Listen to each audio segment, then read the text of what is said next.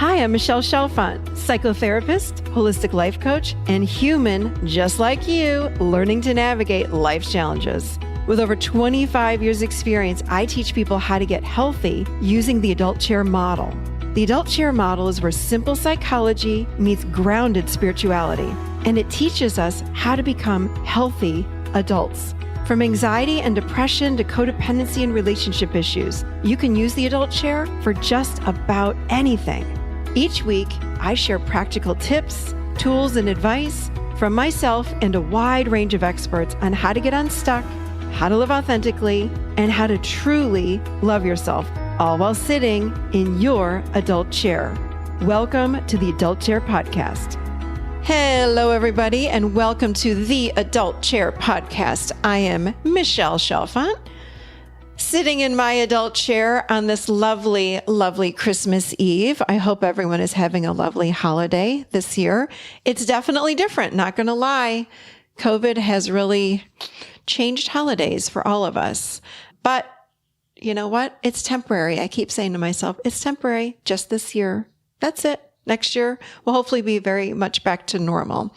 So I hope everyone's having a nice holiday. It might be quiet. Ours is a little quiet, but thankfully my sister's right next door, so I'm just going to wander over there. She and her family are COVID friendly because we see them all the time. So we're going to spend the holiday with them tonight and tomorrow. But that's it. The rest of my family's here, and unfortunately we will not be able to see them. So what are we talking about today? Raising kids from the adult chair. Yes. I get asked this question all the time. How do I ensure my kids are going to turn out to be healthy adults? I was not a healthy adult. I want to make sure my kids are healthy adults. I think I've ruined them. I think I've damaged them. I've yelled at them. And with COVID, I think I'm hearing this more than ever because there are kids underfoot. There are kids at home, online learning, college kids. I know my son, unfortunately, my son in England in grad school, he's not making it home. And I really wish he could come home, but we didn't want him to come home because of COVID. Too afraid of him flying on planes right now. And we didn't want him to get stuck here. But my younger son, he should be home, but he has chosen to stay at college in his apartment and work. So, but normally kids are home. They are in our faces now more than ever. Young kids, teenagers, even kids in their 20s. So parents are getting triggered. So what do we do about that is the question. How do we raise our kids and make sure that they land in their adult chair? What can we do right and ensure that they land in their adult chair? So today, of course, I'm giving you 7 easy to understand and apply tips on how to do that. I'm all about simple psychology, grounded spirituality. And by the way, if you're new, you can go check out the Adult Chair at theadultchair.com and hit me up, as you know, on all my social media, which is Instagram, Michelle Chalfant on Facebook, and the Adult Chair Closed Group on Facebook, which is a wonderful place to get support and a sense of community. But speaking of community, you guys, if you have not heard yet, this is the biggest announcement probably since the beginning of the podcast, because you guys have asked me, how can we find other people in our community that practice conscious living, healthy living, living in their adult chair, etc., etc.? It has arrived. We're calling these gatherings TAC gatherings, which stands for, again, the Adult Chair Gatherings, launching January 2021. If you've not heard, you can join a community in your town internationally. I shouldn't say that. We're going to grow it internationally. We just need some leaders internationally. So whether you want to join a group or you want to be a leader in your community, go to theadultchair.com/TAC, TAC gatherings. Okay. And you can join or you can lead a group.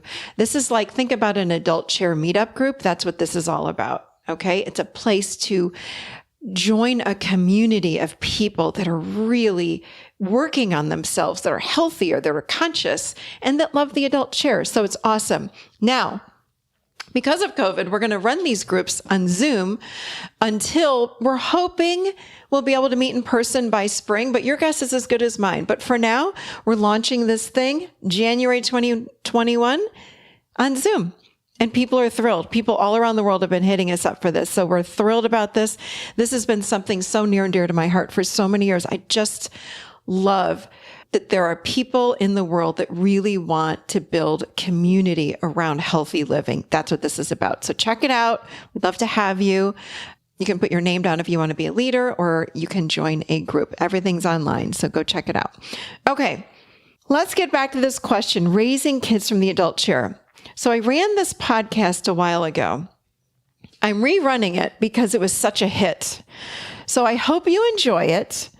It's all about how we can get our kids into their adult chair. What do we need to do while we are raising them? So enjoy the show. Enjoy your holiday. I'll be talking to you soon. So here we go. Here's the show, Raising Kids from the Adult Chair. I get asked this question all the time, okay, for years.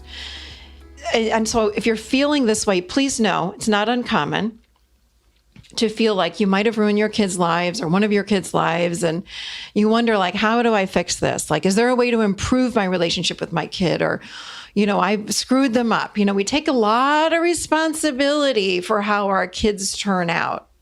And in my opinion, I think we take too much responsibility. I've said this before in other podcasts. I'm going to say it again.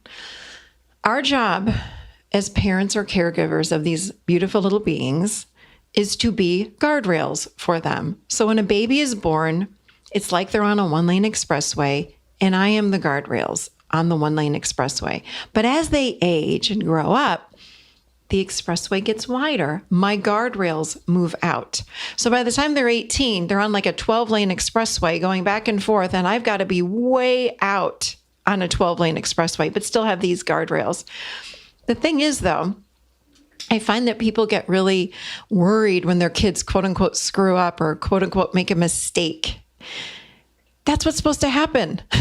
Newsflash, like, kids are supposed to fail and stumble and make mistakes so they can learn how to get themselves back up. But we serve as those guardrails. We serve to help them. That is your job. Kids are supposed to make mistakes while in the loving protection of your home.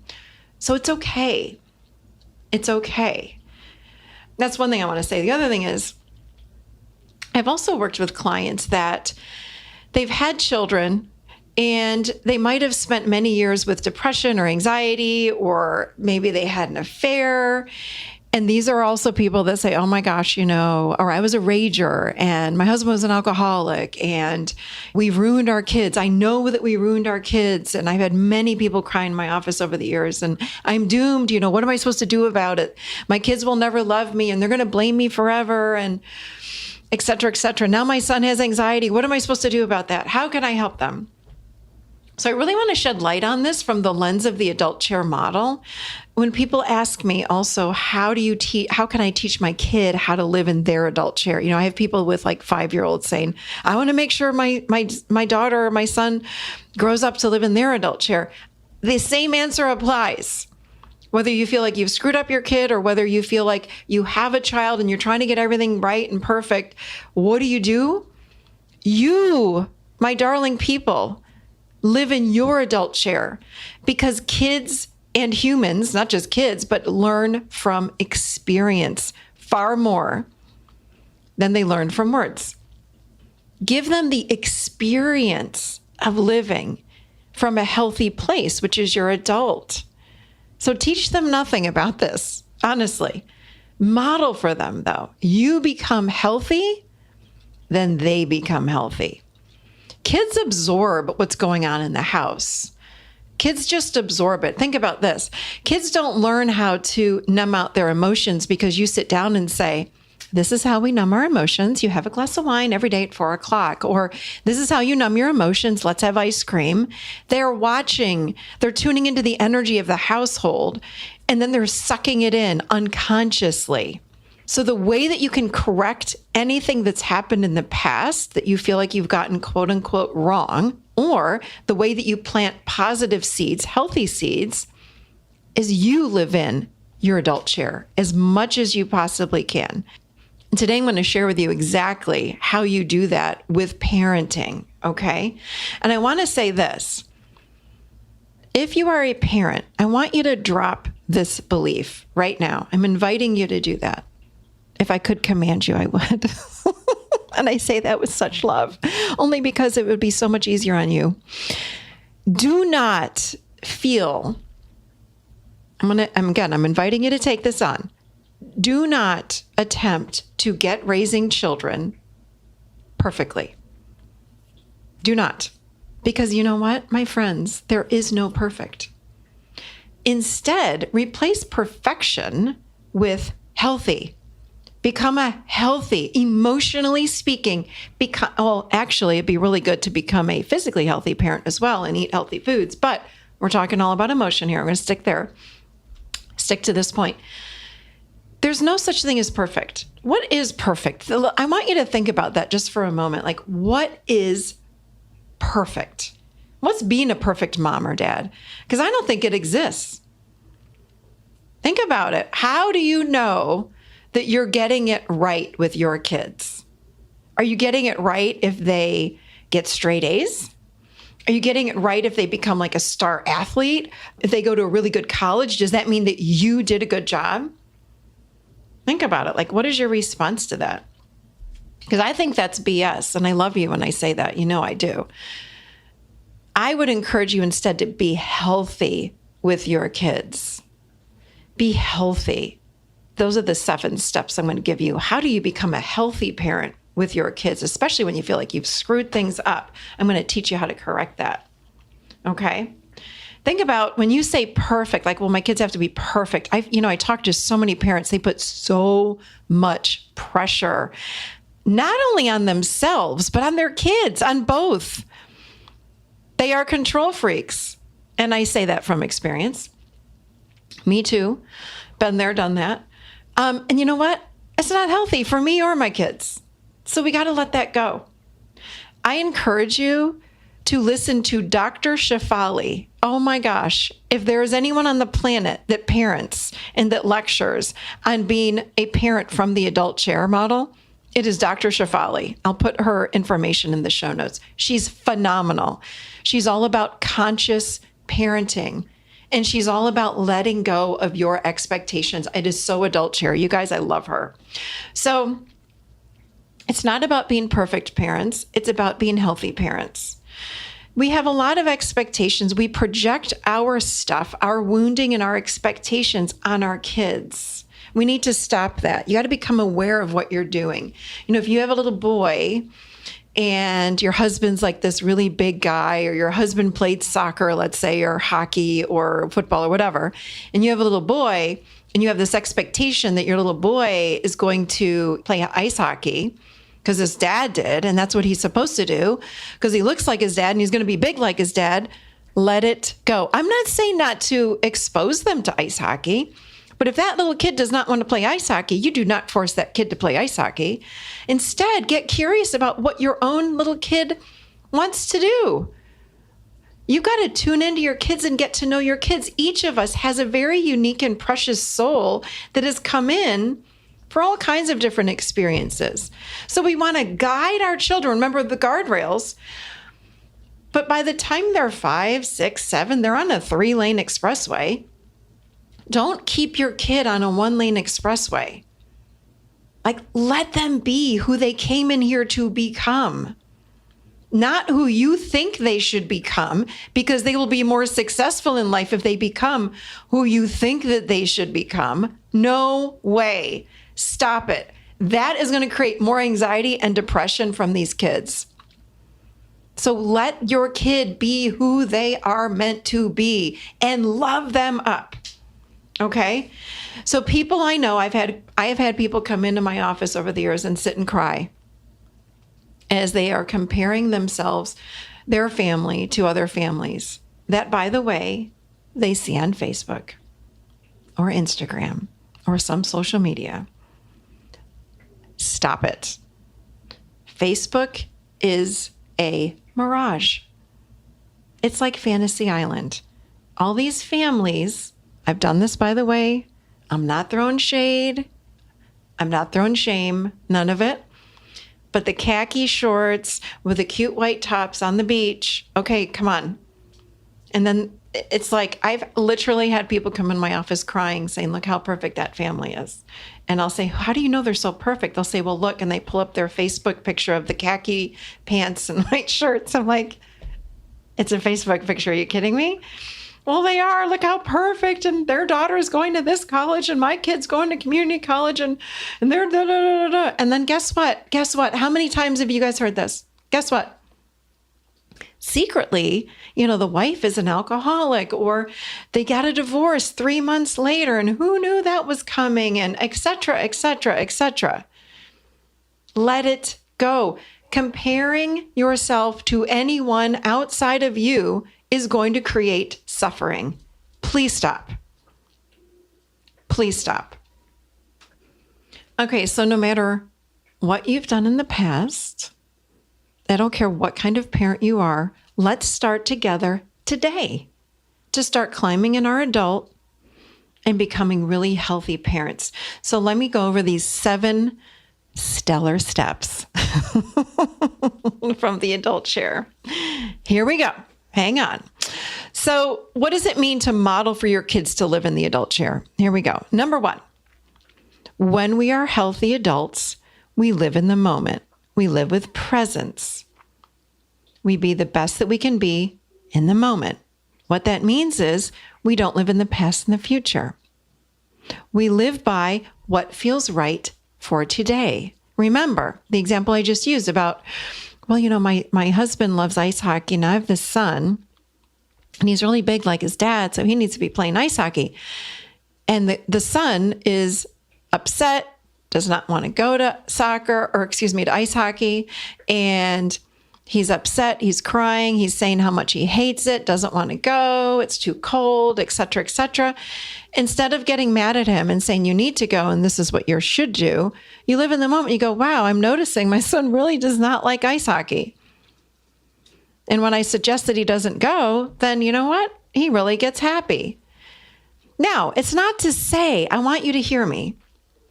It's not to say that your son should sit home and do absolutely nothing, but find the thing that your son resonates with. Maybe he loves to write poetry. Maybe he's an artist. Maybe he likes baseball. I don't know. So I'm not saying not to expose him to other things and see what his interests are. That's part of being a healthy parent. You're going to expose him to a lot of different things. Take him to the opera, take him to a Broadway musical, take him roller skating. I don't know, but expose the kids to something else. But if they really hate what you're suggesting, then stop pushing it. Live in the moment. What feels right for today? Okay? If you had a daughter and you really wanted her, you were so excited and you wanted her to come do nails and hair, and you finally got a daughter because you got all these boys and you couldn't wait to have your daughter. And guess what? She's a tomboy.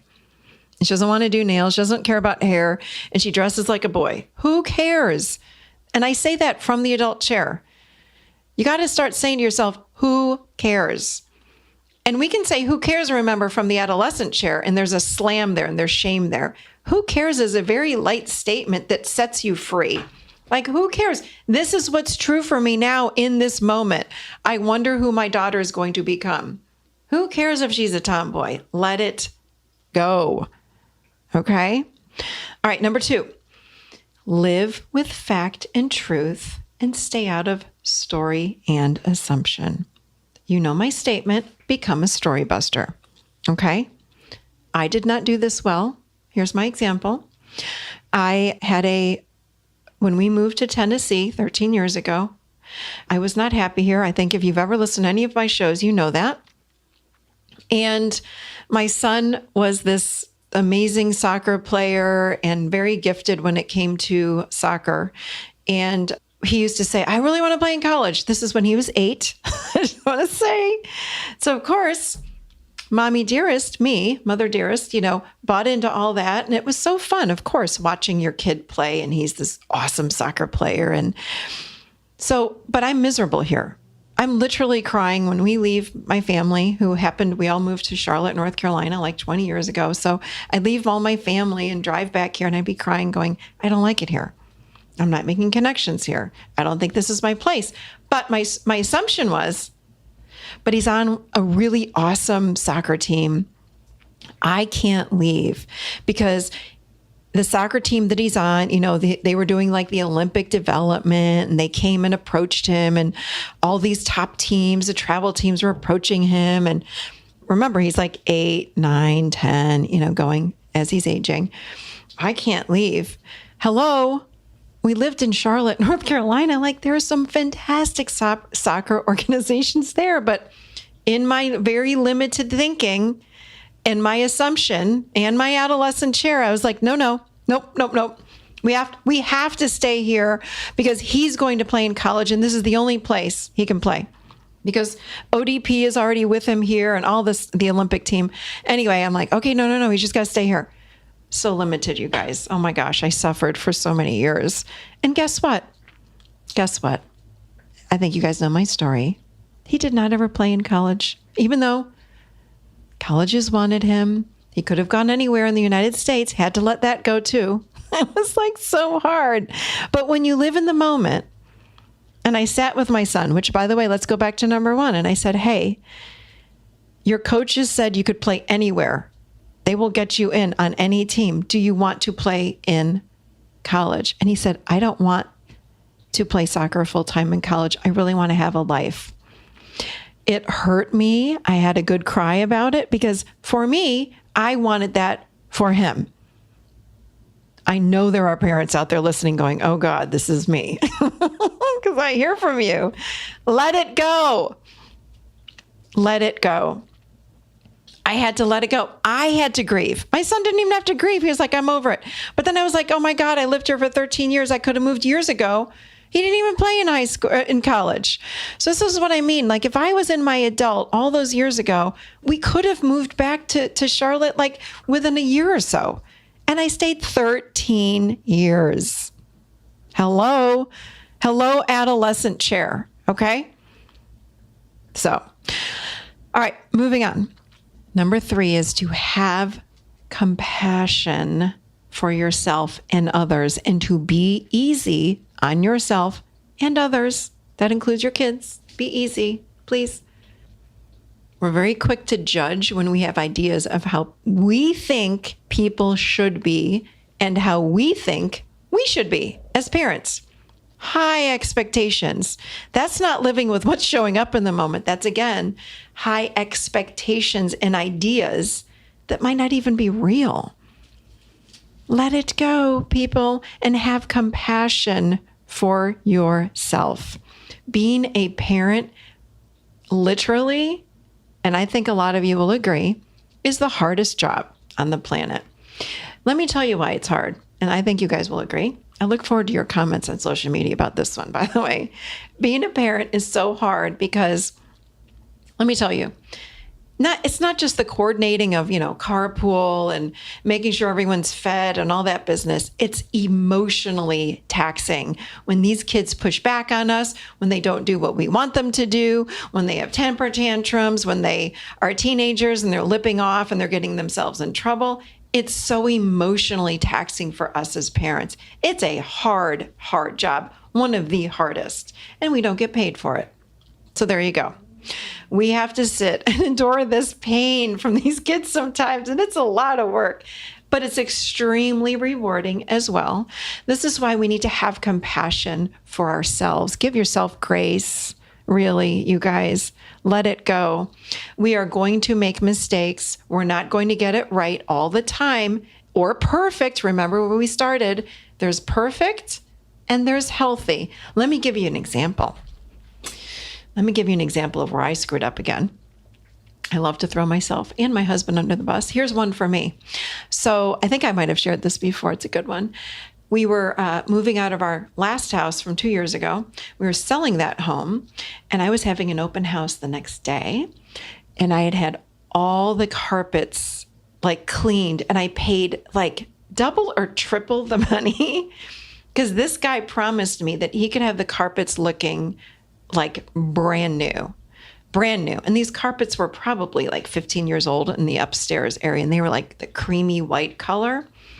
And he did this job. I don't know what he put on these carpets. You guys, they looked brand new. Okay. So my sons were upstairs, and my foreign exchange student that I adored, it was like my third son, and his friend were all upstairs in the bedroom. This is the day before, mind you, my open house, because I'm selling this house. Lots of people walking through the house, realtors coming through, the whole 9 yards. Like, my house was perfect. Perfect. They decided to wrestle. And upon wrestling up in the bedroom, because boys wrestle, no big deal, they knocked a plant over. So there was dirt all over the carpet. And they were trying to help me. So they decided to clean up that dirt. And guess what they used? Water. So you can only imagine taking a sponge with water. There was no vacuum, by the way. They just thought the sponge with water would help with the dirt. No vacuum happened. Or maybe they did vacuum. I can't remember that, but I don't think they did vacuum. I think they just took the sponge and they were trying to scoop it up with water. It literally, I walked upstairs. It literally looked like, and mind you, my stress level was through the roof. You know, I'm trying to have everything perfect in the house, open house the next day, et cetera, et cetera. I'm not trying to be graphic by any means, but it really looked like someone took a giant poop on this carpet and smeared it. It was atrocious. And I did swear at all of the children, including my son's friend that was there. I had a lot of swear words that flew out of my mouth. I couldn't even believe what was in front of me. It was a reaction to what I looked at, and I screamed. I was so angry. And of course, they all apologized. I'm like, get out of the bedroom. I was like, oh my God, thank God. When I finally calmed myself down, I was like, I need to go get one of those, vacuum things with a shampooer attached. So my friend ended up having one. So I was able to get it out. And within 2 hours, I sat them all down and I said, listen, you guys, I just want to apologize. I'm so sorry. That's being healthy. I said, I am so sorry. You should never be talked to like that. I had a huge reaction. We have an open house in the morning. I'm trying to make this house perfect. I've been cleaning for like 2 weeks. I've had help come in and clean the whole house. So when I saw that, you guys were not being helpful and I overreacted. And for that, I am so sorry. And it was honestly a lovely moment. And then I walked away. Now, let me tell you something. The old me, like in my 20s and 30s, I beat up on myself all the time. But what I love now, I have compassion for myself. I'm like, okay, shouldn't have sworn at the boys, but I corrected it by apologizing. And what's so cool is, as I look back on that, I'm really glad, not that I'm glad that happened, that specific example happened, but I have to say, I gave them an experience of really getting upset and angry, which anger is okay. I want them to see that anger is okay, not flash anger like that and, reactionary anger from the adolescent chair, but that anger is okay. And number two, the correction is the apology. That's healthy, you guys. Healthy. We want to teach our kids how to be healthy. So when they make a mistake and they yell at somebody, then the correction is, hey, I'm so sorry I did that. And I gave them a genuine, sincere apology. My kids do that back with me all the time. They get upset with me. And then they always come back now and they go, hey, Mom, I'm so sorry. I didn't get a lot of sleep or whatever. My kids are great at that. And I'm hoping, I don't know, again, I don't know why things happen in the world, but I'm hoping that I helped out with that because actually my husband and I both are very good at apologizing when we feel like we've done something wrong and hurt someone or made a mistake. And our kids do it now. So I'm so grateful for that. So give yourself compassion. And even if you've never done this before, you've never apologized to your kids before, you're not great at it, start today. Start today and give them a new experience. It's never too late. Unless you're in the grave, it's not too late. I don't care if your kids are 50 and you're 75. It's not too late. Okay? Number 4, set boundaries. Healthy adults set boundaries. When we are in our adult chair, we set boundaries. And I know my codependents in the group are saying, I don't know how to do that very well. And even people that are not codependent, they don't know how to do that. Let me remind you, boundaries are not confrontational. Boundaries protect yourself. Boundaries teach other people how we want to be treated. Boundaries help our kids feel safe. Give your kids a curfew and hold them to it with consequences if they're late. Not too high of a consequence. You don't want to ground them for 6 months. But when they go outside of remember the boundaries, remember the guardrails we talked about, when they're teenagers and they do something that bumps into the boundary, right? The guardrails are the boundaries. You've got to set a consequence. That's a boundary. They need to see you set a boundary so they learn how to set boundaries. Don't you want your kids to be able to speak up for themselves when they go off into the real big giant world? Yes, they got to see it at home and witness it at home. So stop being afraid. I did not know how to set boundaries either. I was terrible at it, but I learned. You can learn. Anybody can learn. I've done countless episodes on setting boundaries. Go to theadultchair.com/podcast and just put in the search bar any topic you want, but put in boundaries and all the boundary podcasts will pop up. Kids need boundaries. Okay. Even my son, by the way, who's like, how old is he? He'll be 23 in November. With COVID, he's been home. Even my 20-year-old, they were home since COVID. And this whole summer, when they go out at night, I don't care how old they are, I want them to be home by 2:00, because when my kids are not home sleeping in this house, I don't sleep well. I need my sleep. It's a boundary. It's a house rule. It's not because they're bad kids. It's not because I don't trust them. It's because I need my sleep. It's about me. Boundaries teach other people how we want to be treated. So I've said to my kids, hey, if you're not going to be home at 2:00, sleep somewhere else. Go to your friend's house. Because otherwise I worry. Cannot fall asleep. So when I hear them come in, then I'm sleeping really hard. But I go to sleep at like 9:30, 10, but I'm off and on sleeping until I know they're home. So that's just a rule I've placed. But do give your kids some boundaries in the house. Don't let them talk to you with disrespect. That's not okay. And that's all you got to say. This is not okay with me. Go to your room. Not okay. Give me your phone. That's a great boundary for kids, by the way. Take their phone. They can't live without those things. So take their phone. And if they don't want to give you their phone, turn it off. I'm guessing you're paying the bill. Have it turned off. And if they get mad, it's okay. Let your kids get mad. It's okay. Here's number 5, respond versus react. I did not do a good job of that, by the way, when my kids smeared dirt all over the upstairs white carpets. I was in a reactionary state with lots of anger.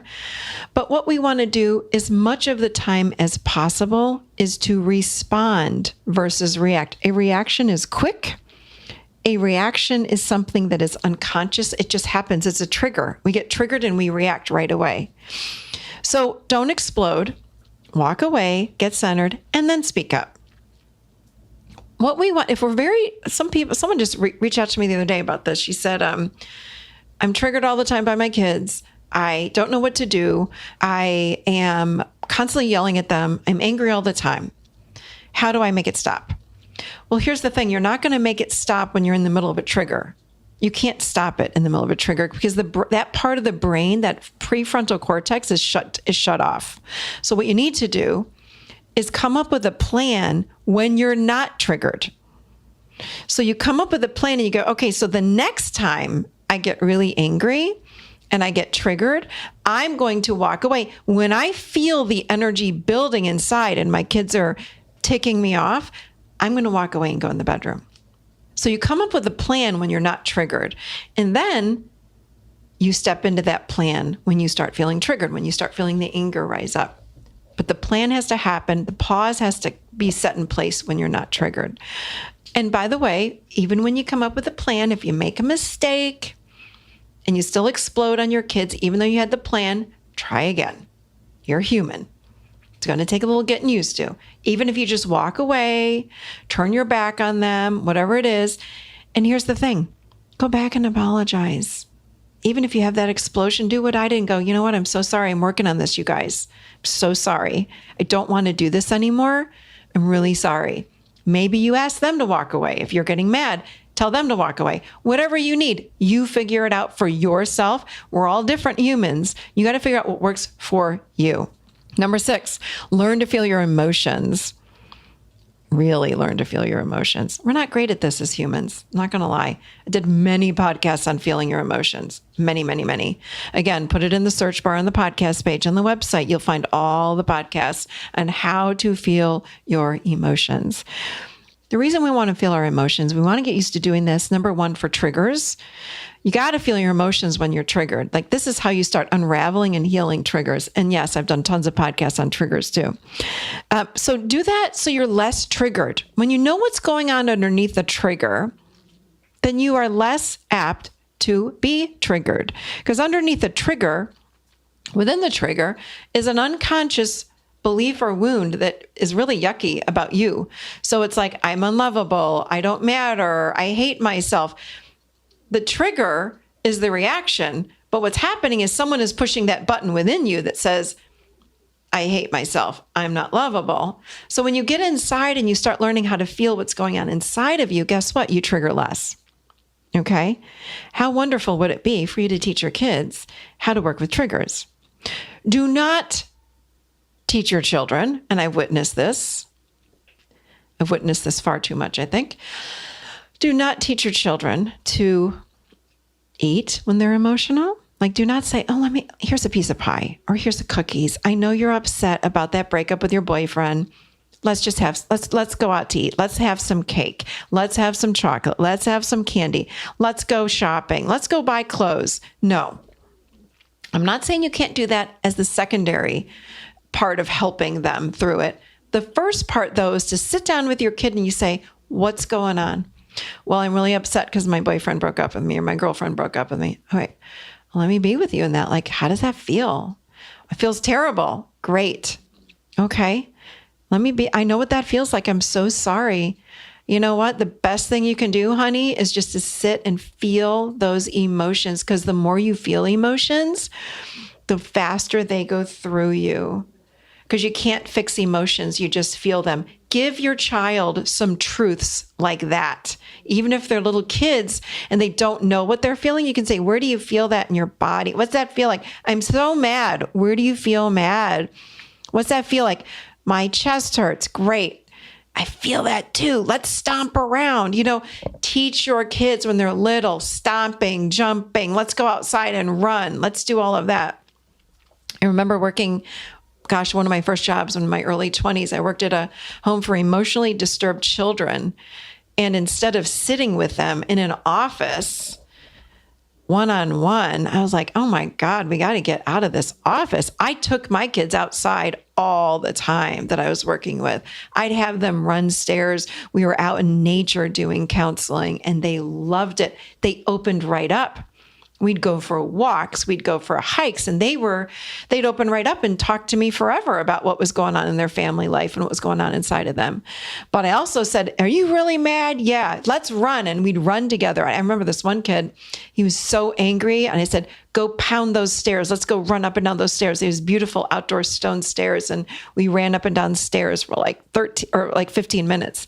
And he loved it. He was exhausted and he cried at the end. It was so beautiful. But get your kids, if you have little kids, get them outside. Talk to them. Do talk. Here's the last one, you guys, number 7. This is something, if you've been to the adult chair workshop, we practice this. It's powerful stuff. We want to become masterful listeners. This is a term that I created because we're not great at listening, and we want to become masterful at listening. Okay? That means listen without judgment. If you want to raise children, let me say this in another way. Do you want to be that touchstone for your children when they are in a bad place, when they've used drugs, or when they're drinking too much, or when they've had a fight with their boyfriend, or when they want to have sex, or when they want to fill in the blank? Maybe they just want to change college majors. I don't know. But do you want to be that safe place for them to go? If your answer is yes, then I would suggest you learn how to listen to them without judgment. Again, I didn't say not guidance. You're still guardrails. You've got the guardrails. but listen to them without judgment. What I hear parents do, and I've done this, I've done a few family sessions over the years with parents. And when they've come in, it's like, oh my goodness, the kid would say something and the parent would jump right in there and go, if you don't go to college, you're going to be a loser. What? Stop. If you don't do this, this is going to happen. When your kid comes to you and says something like, hey, Mom, can I share with you? I was over at so-and-so's house last night and they were doing drugs. And I tried, I got high with them and I didn't like it, but I just needed to share with you that that's what we did, or I just wanted to tell you what we did. Do not scream and yell at your kid in that moment. Say, thank you so much for telling me. I really appreciate it. But it's not okay that you're doing drugs. So there's going to be a consequence, but I love that you shared that with me. Thank you. And your consequence is less because you shared it with me. And then together, I would come up with the consequence with your kid. It's not going to be hugely extreme because they shared with you.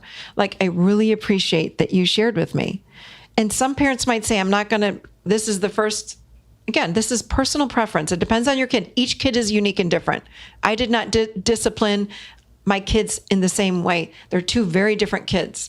So you might need to say to your kid, hey, you're going to be grounded for the next week. I really appreciate you telling me, though. What can I do to help? Do you feel like you need to go to counseling? Do you need a coach? What do you need from me? Why did you feel the need to get high? Like, get information. But first, you want to listen to their whole story. Then at the end, you ask them questions like, can you share with me more? How did you like it? Did you enjoy it? Do you want to do it again? And I'm not judging when I'm sharing this and I'm communicating this with my children. I've gotten my kids to open up so much from just listening and asking very few questions. And I'm still guiding them along the way. There's an art to it. So practice being like the rock of Gibraltar for your kids. So when they come to you and say, oh yeah, my boyfriend, he was getting really hot and heavy with me. Okay, well, how did you feel? Oh, okay. So he was getting hot and heavy. This is how you masterful listen. You just mirror back what they're saying. Like, oh, he was getting hot and heavy. Yeah. Okay. Well, what are you doing about that? Like, how do you feel about that? Well, I was a little uncomfortable. Okay. So you're uncomfortable. So what did you do? What do you do when you're uncomfortable? You're asking them a lot of questions. Well, I don't know. I didn't know what to do. Oh, would you? And then you ask your kid, would you like some help with that? I can give you some words. This is about setting boundaries. Oh, okay. How do you do that, Mom, Dad? Okay, well, you just say no. Or you get up and you walk away. It sounds like you might need to have a conversation with your boyfriend. Yeah, maybe. Again, I'm not encouraging you to tell your kid to go have sex. I am encouraging you to stay calm and present with boundaries. I'm not saying don't raise your voice. I'm not saying if your kid comes home and goes, hey, Mom, I tried crystal meth today. I'd be furious. Like, excuse me? No, you didn't. Like, there's a problem. Like, you're going to rehab. So again, this is not black and white. I'm saying if you have a kid as they're growing up, be patient and present with them and listen without judgment. Again, unless it's something extreme, like, hey, Mom, I had sex with 3 boys last night. It was great. And they're only 16. Come again? Like, yeah, no, that's not okay. That's not what I'm talking about here. So we really do just want to be open and present and masterful listening with our kids. This is how you do it, you guys, from the adult chair. Okay? This is how we do it. The key to all of this, actually, there are 2 things I want to say. We didn't even go into the attachment of children. But by the way, with attachment, we only have to get it right 30% of the time. So be easy on yourself, please. And then the kids can still have secure attachment. 30%. Nothing is 100% of the time because we're human. 30%. The thing is this. We want to focus on ourselves getting healthy. That is the best thing you can do when it comes to raising healthy kids. not about teaching. It's about modeling, giving them the experience of healthy. So when you live in your adult chair, you're giving them the experience of being healthy. That's what they need more than anything, because then they learn from you how to live in the big, giant world, how they too can be healthy. Okay, I want to say something to you. I have decided, because again, I've gotten so many requests on doing a podcast on this topic with people that feel like they have really lost their relationship with their kids. As their kids have gotten older, they didn't do this very well. They weren't in their adult, and it's okay. It's okay. I still say it's okay. Here's the thing. I'm doing the very next week, I'm doing another podcast on improving relationships. And you can apply all of these steps that I'm doing next week, even with your kids. So if you feel like you've got a kid that you are just not in a good relationship with, like a teenager or a 20-year-old or a 30-year-old, make sure you listen to next week's show, because it's almost like a part 2 to this. But next week, you can apply improving relationships to anybody, but specifically kids. I just want it to be like a takeoff on this too, if you have kids that you're in not the best relationship with. So anyway, all right, you guys, there you have it. 7 steps to raising healthy children.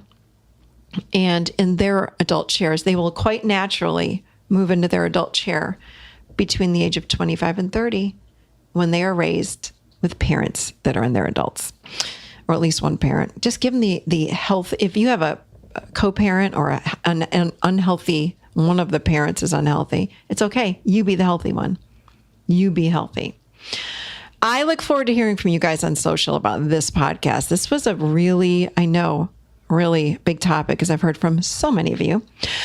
Do not forget, acceptance. I should have put that as number 8. Acceptance of where you are today is key. You can't change if you haven't accepted where you are. You got to accept where you are. You got to own it. You got to own the kind of parent you are today, and then accept that person. Then you can forgive yourself and move on. We do all this in the membership this whole month. So come over to theadultchair.com/membership and check it out. You will love it. All right, you guys, I hope you enjoyed that show. Those tips are really, really simple to apply. And if you really want to learn the last step, again, when you go from acceptance to forgiveness, just so you know, the whole month we're doing forgiveness in the membership. So that's it. theadultchair.com/membership. You can join us. If you need help with forgiveness, that's the place to do it. Everything we've done thus far has been recorded. You can join us. You can work on forgiveness. You get the whole entire month. Plus, because you're joining at the end of the month, you're going to get some of January. And January is all about creation and creating the life that you really want to have. So you can check that out, theadultchair.com/membership. And do not forget, if you're looking for a community of like-minded people that really, really are working on themselves, that love the adult chair, go to theadultchair.com/TAC, TAC gatherings, and you can join a community or start a community in a city near you. Okay. Happy holidays, everybody. I will see you seated next week right here in the adult chair.